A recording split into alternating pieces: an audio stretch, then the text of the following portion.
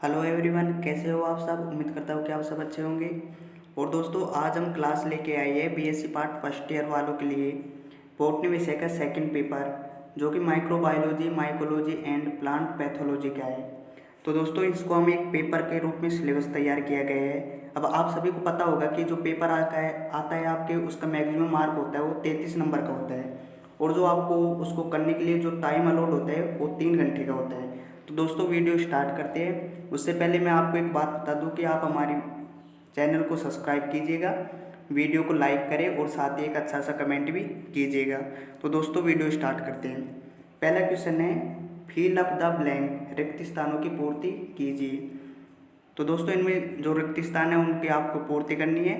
इसको कई भागों में डिवाइड किया गया है। पहले के को फर्स्ट देखिए, खालिस्तान ने जीवाणु के संयुग्मन की खोज की। जीवाणुओं के में जो संयुग्मन होता है उसकी खोज किसने की, उस वैज्ञानिक का नाम यहाँ पर लिखना है। सेकंड देखिए, खालिस्तान ने TMV को प्रथम बार क्रिस्टलीकृत किया, इसके बारे में लिखना है। उसी प्रकार थर्ड देखिए, खालिस्तान स्मट रोग ऑस्ट्रेलेगो द्वारा होते हैं। फोर है, प्रतिजैविक पेनिसिलियम से प्राप्त होता है। इससे जो हमको प्राप्त होता है उसको इसमें खालिस्तान में भरना है। 5 देखिए, खालिस्तान से बाजरे का हरित वाली रोग उत्पन्न होता है। अभी बाजरे का हरित वाली रोग किससे उत्पन्न होता है उसके बारे में आपको खालिस्तान में भरना है। तो पहले का ए है जो कंप्लीट हो गया।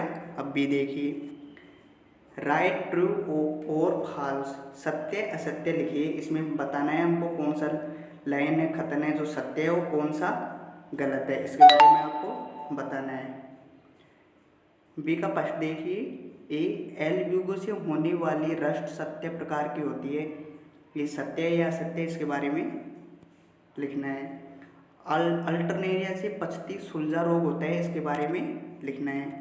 थर्ड देखिए, पिजाइजा खाने योग्य कवक है, यह कथन सत्य है या असत्य, जो लिखना है। फोर देखिए, नोस्टॉक में चल बीजाणु उत्पन्न होते हैं, इसके बारे में आपको बताना है कि सत्य है या असत्य है। कोकाई दंडाकार जीवाणु होते हैं, इसके बारे में बताना है ये सत्य है या असत्य है। तो इसी प्रकार जो फर्स्ट क्वेश्चन था उसको ए खत्म हो गया, बी खत्म हो गया, अब वो सी है। सी देखिए, निम्नलिखित के नाम लिखे। निम्नलिखित के नाम लिखे। फर्स्ट देखिए, एक प्रकाश संश्लेषी जीवाणु, इसके बारे में इसका नाम लिखना है। सेकंड देखिए, बेकिंग उद्योग में प्रयुक्त होने वाला कवक है, उसका नाम आपको लिखना है। थर्ड देखिए, एकल रज्जु को DNA वाला विषाणु क्या है, इसके बारे में आपको नाम लिखना है। सिर्फ इनका नाम लिखना है, आपको ज़्यादा इनके बारे में कुछ नहीं लिखना। फोर देखिए, जीवाणु की कोशिका भित्ति का विशिष्ट घटक है, उसके बारे में आपको लिखना है। 5 देखिए, माइकोप्लाज्मा जनित एक पादप रोग जो किस में पाया जाता है वो उसके बारे में लिखना है। मेरे हिसाब से जैसे इसमें उत्तर है, आंसर है बैंगन, तो उसी प्रकार जो भी आपने पढ़ा है उसके बारे में आपको लिखना है। डी देखिए, पूरा हो गया। निम्नलिखित को परिभाषित कीजिए। अब जो निम्न वर्ड है इनके बाद आपको इनकी डेफिनेशन लिखनी है। फर्स्ट है माइकोराइजा या कवक मूल, इसका दूसरा नाम क्या है, कवक मूल, इसकी आपको डेफिनेशन लिखनी है। सेकंड देखिए, हेट्रोसिस्ट क्या है, इसकी आपको पूरी डेफिनेशन लिखनी है। थर्ड देखिए, पहले जो क्वेश्चन है वो पहला ही चल रहा है, उसका थर्ड देखिए, रूपांतरण, इसकी आपको परिभाषा लिखनी है।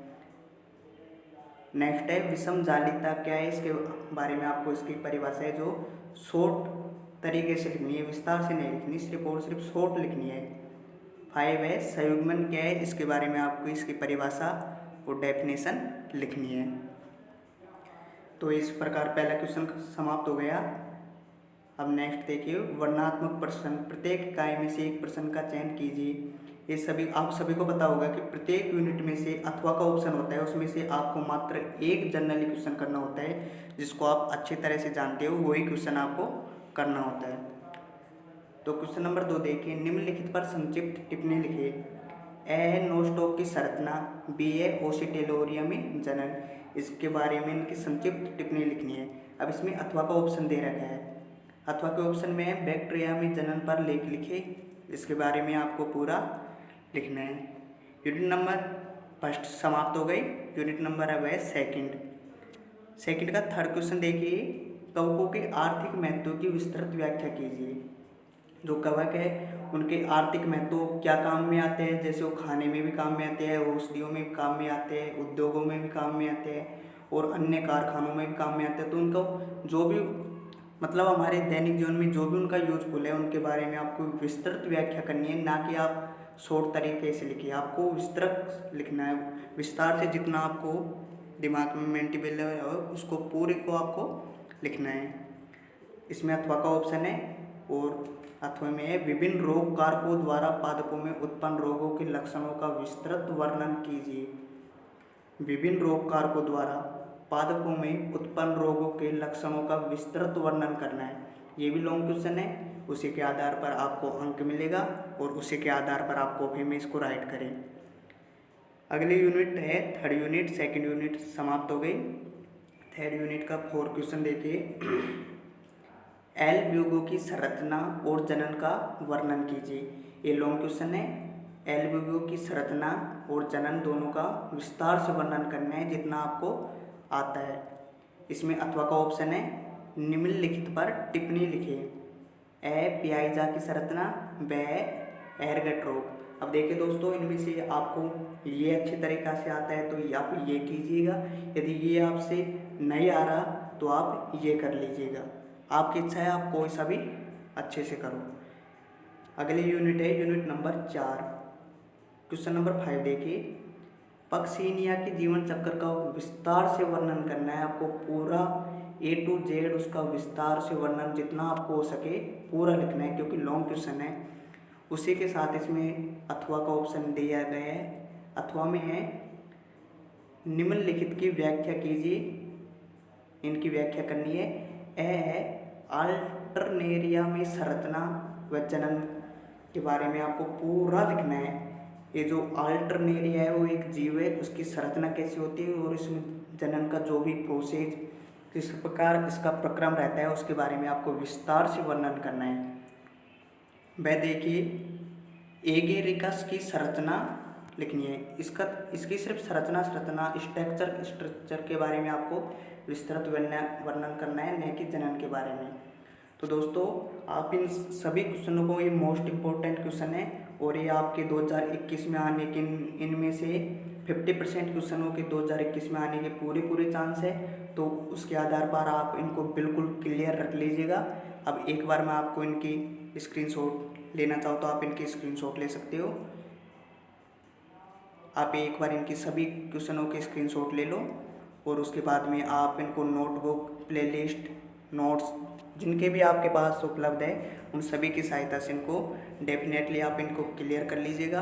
क्योंकि मैं हर बार आपसे यही बात कर रहा हूँ कि पिछले 5 वर्षों के जो भी क्वेश्चन हैं उनको ही आप इस समय क्लियर रखो। आपके पास ज़्यादा आप समय नहीं रखा है, उनमें से ही आपका 85% मेथड है वो आपके एग्ज़ाम में ज़रूर पुटअप होगा। और इस बात की मैं आपको गारंटी भी देता हूँ, इस बात की मैं 100% गारंटी भी दे रहा हूँ कि 85% सिलेबस आपको अपने पिछले 5 ईयर के जो भी सोल्ड पेपर है उनमें से ही प्राप्त होगा।